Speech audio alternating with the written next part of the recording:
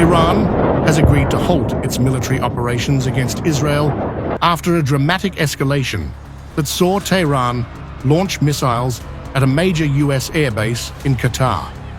While President Donald Trump rushed to declare a ceasefire on Monday, it was Iran's show of force, not Washington's diplomacy, that changed the game. For hours, Iranian officials rejected any ceasefire. Foreign Minister Sayed Abbas Araghchi accused Israel of illegal aggression and insisted Iranian forces would continue retaliating. That changed only after Iran's powerful Islamic Revolutionary Guard Corps announced its largest ever strike on US forces in the region. Al Udeid Air Base, the largest US military installation in the Middle East, was targeted by 19 Iranian missiles in a carefully calibrated operation.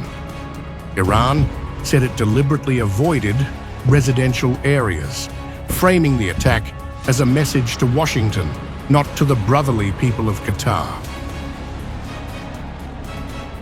Qatar's defenses intercepted most of the missiles, with only minor damage reported and no casualties. Still, the strike sent a powerful signal. Iran could hit America's military heart in the Gulf at will. The military operations of our powerful armed forces to punish Israel for its aggression continued until the very last minute at 4 a.m. Together with all Iranians, I thank our brave armed forces who remain ready to defend our dear country until their last drop of blood, and who responded to any attack by the enemy until the very last minute.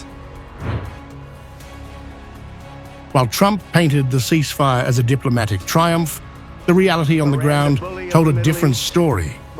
Iranian officials made clear the decision was Tehran's, offered only after Iran demonstrated its ability to strike both Israel and US forces. Amusingly, Trump has even gone so far as to name the conflict himself, declaring it the 12-day war in his announcement. On the assumption that everything works as it should, which it will, I would like to congratulate both countries, Israel and Iran, on having the stamina, courage and intelligence to end what should be called the 12-day war. This is a war that could have gone on for years and destroyed the entire Middle East, but it didn't and never will. God bless Israel. God bless Iran. God bless the Middle East. God bless the United States of America, and God bless the world. The ceasefire itself came through a mix of US-Israeli talks and Qatari mediation. US officials admitted privately that the attack on Al Udeid provided Tehran with a face-saving exit. And I think the president really hit the reset button and said, look, let's actually produce long-term peace for the region. That's always been his goal. I actually think when we look back, we will say the 12-day war was an important reset moment for the entire region. But here's the question.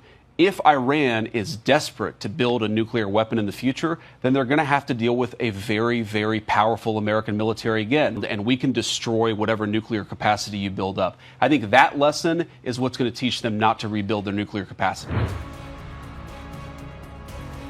Iran maintains that its nuclear program is peaceful, dismissing claims that it was on the verge of producing a bomb.